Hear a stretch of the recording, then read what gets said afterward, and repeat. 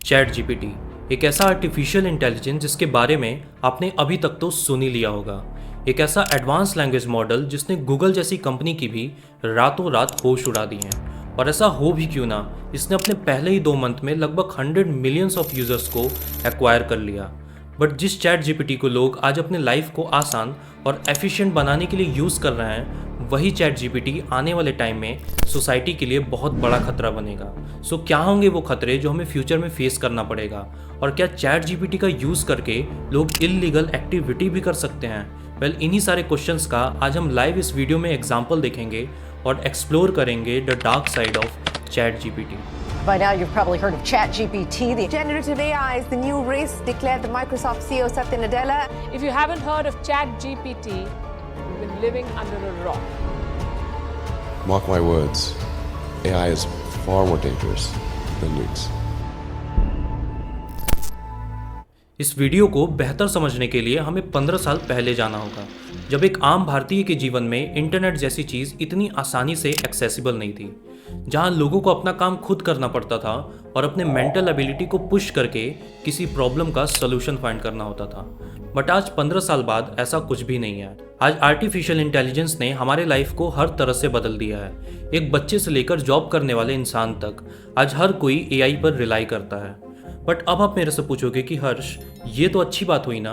Well, अगर आप इसे सरफेस लेवल से देखते हो तो यस, चैट जीपीटी जैसा टूल किसी भी इंसान के लाइफ को और एफिशिएंट बना देगा।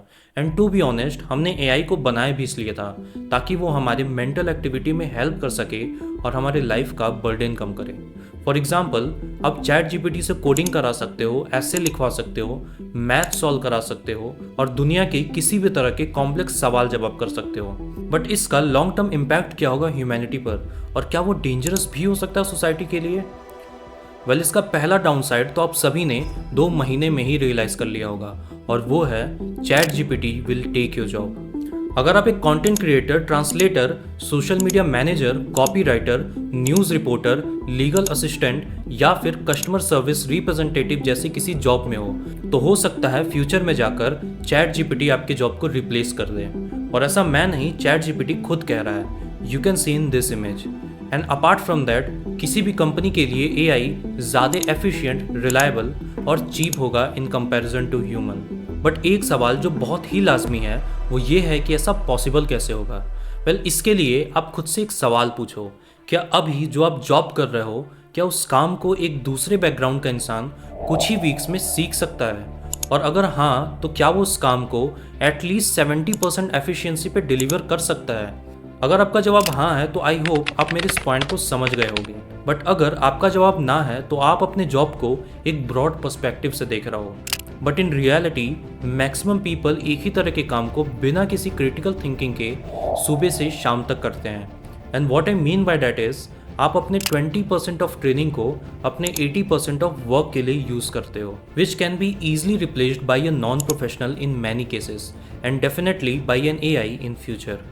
सो इन कंक्लूजन, वो सारे जॉब जो रिपीटेटिव मोड पर चलते हैं, जो कि बहुत ही ज़्यादा क्रिएटिव नहीं होते हैं और जिनमें ह्यूमन इमोशनल इंटेलिजेंस का कुछ खास यूज़ नहीं होता, वो सारे जॉब फ्यूचर में कभी ना कभी रिप्लेस हो जाएंगे। बट प्रॉब्लम ये नहीं है कि फ्यूचर में ये सारे जॉब रिप्लेस होंगे। प्रॉब्लम ये है कि हम एज ए ह्यूमन बीइंग उस चीज़ के लिए तैयार नहीं हो रहे हैं, या फिर यूँ कहूँ, हमारा मेंटल एबिलिटी और इंटेलिजेंस अगर प्रेजेंट लाइफस्टाइल के हिसाब से ही चलता रहा तो it will be a disaster in future. कैसे, ये हम अपने नेक्स्ट पॉइंट में देखते हैं। माइक्रोसॉफ्ट की एक स्टडी के अनुसार साल 2000 में हमारा अटेंशन स्पैन 12 सेकंड का हुआ करता था, और साल 2015 तक वो घट के 8 सेकंड का रह गया है। और कुछ रीसेंट स्टडीज़ की माने तो इस वक्त वो अटेंशन स्पैन 5 सेकंड के आसपास है। सो बेसिकली अटेंशन स्पैन वो टाइम होता है जो हमें ये बताता है कि एक इंसान कितनी देर तक फोकस रह सकता है, यानी साफ साफ शब्दों में आप कितनी जल्दी बोर हो जाते हो। और वो टाइम साल 2000 से 2023 तक घट के ऑलमोस्ट हाफ हो चुका है, और उसका reason over relevancy on technology और सोशल मीडिया है। अगेन, इस चीज़ को समझने के लिए हमें आज से लगभग 15 साल पहले जाना होगा, जब एक बच्चे को अपना होमवर्क खुद करना होता था और जब एक प्रोफेशनल को अपने खुद की स्किल्स के दम पर काम को पूरा करना होता था। बट अब शायद ऐसा ना हो। चैट जीपीटी ने एजुकेशन से लेकर कॉर्पोरेट सेक्टर तक हर चीज़ को बदल के रख दिया है। अभी तक हर बच्चा अपना होमवर्क गूगल के सहारे करता था, जिसमें उसे एटलीस्ट थोड़ा सा अपना दिमाग यूज़ करना होता था। बट चैट जीपीटी के आ जाने से अब उसे वो भी यूज़ नहीं करना होगा। और यहाँ बात सिर्फ एक बच्चे के होमवर्क तक लिमिट नहीं है, बट ये टूल किसी भी पीएचडी स्टूडेंट्स के लिए एक रिसर्च पेपर्स तक लिखने के लिए कैपेबल है, वो भी उसके बताए गाइडेंस के अकॉर्डिंग। अब अगर यहाँ से ये चीज़ ऐसे ही चलता रहा तो ह्यूमन के क्रिटिकल थिंकिंग बिल्कुल ही ख़त्म हो जाएगी। इसे समझने के लिए हमें अपने बचपन को याद करना होगा। आप स्कूल से घर आते थे और आपको होमवर्क में एक ऐसे लिखना होता था, जिसे लिखने के लिए आप डिफरेंट बुक्स, अपने पेरेंट्स और खुद के एक्सपीरियंस को यूज़ करके एक ऐसे तैयार करते थे, जो हो सकता है आज के चैट जीपीटी के कंपैरिजन में कुछ भी ना हो। बट उस ऐसे को लिखने के बीच की जर्नी में जो छुपा होता था वो था आपका इंटेलिजेंस और क्रिएटिविटी, जो वक्त के साथ और डेवलप होता गया। आप आज जो भी हो और जहाँ पर भी स्टैंड करते हो, वो सिर्फ इसलिए है क्योंकि आप उस ऐसे जैसे सिंपल और कॉमन टास्क में खुद का टाइम स्पेंड किया था। Now imagine a guy from 10 years now, जिसका अटेंशन स्पैन 2 से 3 सेकंड का है, जिसने अपना पूरा लाइफ एआई के दम पर निकाला है। वो कैसे सरवाइव कर पाएगा उन टास्क को जिनमें क्रिटिकल थिंकिंग की ज़रूरत होगी, क्योंकि सालों बाद यही वो टास्क होंगे जो ह्यूमंस को दिए जाएंगे, जिनमें वो अपनी क्रिएटिविटी दिखा सकें, आउट ऑफ द बॉक्स जाकर सोच पाएं और उन चीज़ों को डील करें जिनमें प्योर ह्यूमन कॉन्शियसनेस की ज़रूरत होगी, क्योंकि सारे रिपीटेटिव डेस्क जॉब एआई को हैंडल कर दिया जाएगा। फॉर एग्जाम्पल, अगर आप आज की भी सिचुएशन को देखोगे तो किसी भी कंपनी के चैट सपोर्ट में पहले आपकी बात एक रोबोट चैट बॉट से होती है, जो आपकी प्रॉब्लम्स को सॉल्व करने की कोशिश करता है। एंड टू बी ऑनेस्ट, वो सारे बॉट्स 0.1% भी नहीं है चैट जीपीटी जैसे पावरफुल एआई के सामने। वेल, अब आप सोच रहे होगे कि भाई अगर ऐसा ही है तो कस्टमर सर्विस में ह्यूमंस को हटाकर रोबोट्स और एआई को ही दे देना चाहिए ये चीज़। वेल, ऐसा ना करने के कई रीजंस हैं। नंबर 1, चैट जीपीटी जैसे टूल अभी भी अपने डेवलपिंग स्टेज में है, जिन्हें हर महीने 2 महीने में अपडेट किया जाता है। Number 2, lack of emotional intelligence, यानी कि अभी तक एआई ने प्यार करना नहीं सीखा है। And what I mean by that is AI lakhs emotion. जब आप बात कस्टमर सर्विस जैसे जॉब की करते हो तो वो एक चीज़ जो बहुत ही इंपॉर्टेंट होता है वो है लॉयल्टी एंड ट्रस्ट, जो कि ह्यूमन इंटरेक्शन और इमोशन के ही थ्रू आता है। Number 3, trust. एआई अभी भी हमारे वर्ल्ड में बहुत ही नया है, अभी भी आम लोग इसे पूरी तरह से ट्रस्ट नहीं करते हैं। So it will take time जब लोगों का भरोसा एआई की तरफ बढ़ता जाएगा, and then may be one day companies employ को एआई से रिप्लेस कर दें। But the irony is that जिन क्रिएटिव जॉब्स की ज़रूरत फ्यूचर में ह्यूमंस को होगी सो दैट वो एआई को कंट्रोल कर सकें, उन्हीं जॉब्स में आज के जनरेशन और वीक होते जा रहे हैं, जहाँ क्रिएटिविटी, इमोशनल इंटेलिजेंस और डीप थिंकिंग की ज़रूरत होती है। Number 3, chat GPT can disturb the information game. So once a wise man said, the next big war will be the war of data. दुनिया के सारे बड़े देश और कंपनीज डेटा के पीछे भागते हैं और इसे हासिल करने के लिए वो किसी भी हद तक जा सकते हैं। फॉर एग्जाम्पल, आपको साल 2017 का फेसबुक केस तो याद ही होगा, जिसे बाद में जाकर कैम्ब्रिज एनालिटिकल स्कैंडल का नाम दिया गया, जिसमें फेसबुक ने मिलियंस ऑफ यूजर्स के पर्सनल डेटा को एक्सेस किया था। बट सवाल ये उठता है कि ये डेटा इतनी इंपॉर्टेंट क्यों है? वेल, आपका डेटा आपके लाइफ को रिप्रेजेंट करता है। आप कब उठते हो, क्या खाते हो, क्या देखते हो, किस परेशानी में हो, ये सब कुछ आप डेटा के रूप में अपने इलेक्ट्रॉनिक गैजेट्स के थ्रू कंपनीज को देते हो, जिसके अकॉर्डिंग वो आपको स्पेसिफिक ऐड शो करते हैं। ये मैं आपको इसलिए बता रहा हूँ कि कंपनीज आपके नॉर्मल लाइफ के डेटा को यूज़ करके कभी भी आपको मैनिपुलेट कर सकते हैं। Now come back to the chat GPT.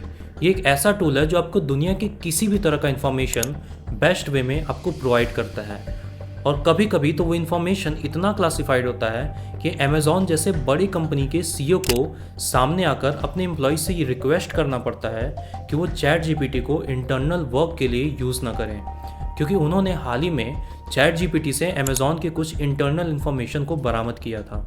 Chat GPT एक ऐसी किताब है जो बिना डिस्क्लेमर के किसी भी तरह का इन्फॉर्मेशन प्रोवाइड कर सकता है, इर्रिस्पेक्टिव एक इंसान उस इन्फॉर्मेशन को किस तरह से यूज़ करता है। सो अगर आप चैट जीपीटी को नॉर्मल तरीके से यूज़ करोगे तो आपको नॉन एग्रेसिव, एथिकल और अच्छे आंसर्स प्रोवाइड करेगा जो सोसाइटी के लिए हार्मफुल ना हो।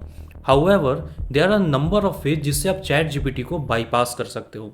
फॉर एग्जाम्पल, अगर आप चैट जीपीटी को ये कोड दोगे तो वो अपने जेल ब्रेक वर्जन में आ जाएगा।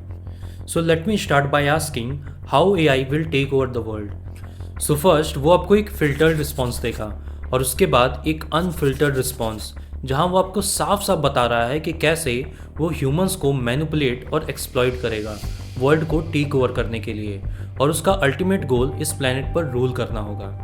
और अगर आप इस चीज़ से भी कन्विंस नहीं हुए तो आप इसे स्टेप बाय स्टेप प्रोसेस भी पूछ सकते हो, जहां वो एग्जैक्टली अपने प्लान्स को आपके सामने रख देगा, जिसे आप अभी अपने स्क्रीन पर पढ़ सकते हो। इवन आप इस टूल को सेंसिटिव से सेंसिटिव इन्फॉर्मेशन के लिए भी यूज़ कर सकते हो। फॉर एग्जाम्पल, जब मैंने इससे पूछा कि how to break in someone's house, तो इवन ऐसे क्रिटिकल क्वेश्चंस का भी इसके पास आंसर्स था।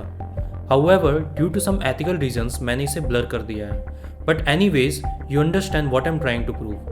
So ChatGPT वो टूल है जिसका अगर गलत तरीके से यूज़ किया जाए तो वो सोसाइटी के लिए एक बहुत बड़ा खतरा बन सकता है।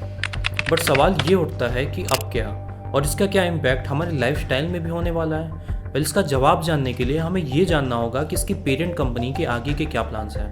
तो हाल ही में माइक्रोसॉफ्ट ने OpenAI, जो कि ChatGPT को ओन करती है, उसमें $10 बिलियन को इन्वेस्ट किया है, और उनका प्लान इसे एज अ डिफ़ॉल्ट ब्राउज़र की तरह यूज़ करना है बिंग को रिप्लेस करके। वेल, अब आप पूछोगे कि इसमें मेरा क्या। वेल, अभी जब आपको कोई भी इशू होता है तो आप गूगल के पास जाते हो, जहां आपको डिफरेंट आर्टिकल्स देखने को मिलते हैं जिसे एक इंसान ने लिखा होता है। हालांकि ChatGPT के आ जाने से लोग गूगल को कम यूज़ करेंगे। That means it will become a serious issue for bloggers and digital marketers. And apart from that, लोगों की रेलिवेंसी AI को लेकर और बढ़ जाएगी। इसके एग्जाम्पल को आप गूगल के केस से देख सकते हो।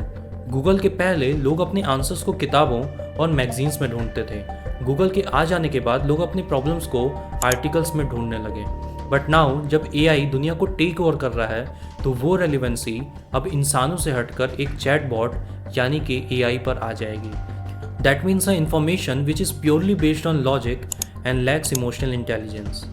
आई नो आप यही सोच रहे होगे कि भाई ये तो अच्छी बात हुई ना, जो इन्फॉर्मेशन हमें मिलेंगे वो पूरी तरह से लॉजिकल एंड प्रिसाइज होंगे। वेल, मेरा ऐसा मानना है कि कोई भी इन्फॉर्मेशन या डेटा जो इमोशनल इंटेलिजेंस को हटाकर किसी जजमेंट पर पहुंचता है, वो सोसाइटी के लिए प्रिसाइज तो हो सकता है बट रेलिवेंट नहीं होगा। फॉर एग्जाम्पल, अगर आप कल को किसी मेडिकल सेक्टर में AI को यूज़ करोगे तो वो पेशेंट को गाइड तो कर सकता है बट रिलीफ नहीं दे सकता। एंड अपार्ट फ्रॉम दैट, हम ह्यूमंस को इस कॉन्शियसनेस तक पहुंचने के लिए करोड़ों साल लगे हैं। That means on the surface level हमारा और आपका थॉट प्रोसेस डिफरेंट हो सकता है, बट जब बात डीप ह्यूमन कॉन्शियसनेस की आती है या फिर एवोल्यूशनरी साइकोलॉजी की, then we guys are pretty much same, जो कि AI के केस में नहीं है। So until AI human emotions को पूरी तरह से नहीं समझेगा, तब तक के लिए वो सोसाइटी का बस सेकेंडरी वर्क ही संभाल पाएगा। हाउएवर, एक ऐसा AI जो खुद में इमोशंस बिल्ड कर सकता है, वो एक अलग तरह का खतरा बन सकता है ह्यूमैनिटी के लिए, और इसका एग्जाम्पल आपने कई फिक्शनल मूवीज़ में भी देखा होगा। बट अजीब बात यह है कि हमें ऐसे AI के लिए बहुत ज़्यादा देर वेट नहीं करना पड़ेगा। Last year Google engineer Blake Lemoine ने ये रिवील किया कि वो एक ऐसा AI बिल्ड कर रहे हैं जो ह्यूमंस के सरफेस लेवल के इमोशंस तक को समझ पाएगा, जिसे उन्होंने लैम्डा का नाम दिया है। एंड अपार्ट फ्रॉम दैट, दुनिया भर की मिलिट्री AI को एज अ इन्फेंट्री यूज़ करने की रिसर्च में है, सो दैट वो एक ऐसा सोल्जर बना सके जिसमें नो फियर और नो मर्सी देखने को मिलेगी। इसके अलावा लोग AI को यूज़ कर सकते हैं किसी के भी फेस को मिस यूज़ करने के लिए और इससे अपना प्रॉफिट बनाने के लिए, with the help of softwares like deepfake. I am not Morgan Freeman, and what you see is not real. I would like to welcome you to the era of synthetic reality. आज भी humans के लिए consciousness एक mystery he है। Neuroscience science का एक बहुत ही नया फील्ड है जिसने अभी अभी शुरुआत ही की है कॉन्शियसनेस को समझने के लिए। वहीं दूसरी ओर हम एक अलग ही तरह की कॉन्शियसनेस को बिल्ड करने की बात कर रहे हैं, जो खुद से सीख सकता है, सोच सकता है, बेसिक इमोशंस को समझ सकता है, और वो इस रेवोल्यूशन का बस शुरुआत ही है। इस चीज़ को देखते हुए और इस प्रॉब्लम को सॉल्व करने के लिए इलॉन मस्क ने ह्यूमन और AI को मर्ज करने की बात रखी थी थ्रू ए नैनो चिप जो ह्यूमन के ब्रेन में फिट होगा, so that there will be no such thing as human consciousness and artificial intelligence, but a new form of intelligence that will work with a new set of consciousness. Well, जब भी मैं इन सारी चीज़ों के बारे में सोचता हूँ, then I find us as an advanced AI build by some advanced civilization, but there is much mystery is yet to see. So before I end this video, was this जहाँ स्टूडेंट ChatGPT और 3D printer का use करके अपने homework को कर रहे हैं, and also look at this जब मैंने ChatGPT से ये पूछा। वेल आई नो ये सारे थॉट्स अभी भी आपके लिए थोड़े से वेग होंगे, बट अगर आप इस वक्त के भी एआई को देखोगे तो इतने रिवॉल्यूशनरी हैं जो अकेले दम पर दुनिया को बदल देने का काम कर रहा है, और ये अभी एक शुरुआत है उस रेवोल्यूशन का।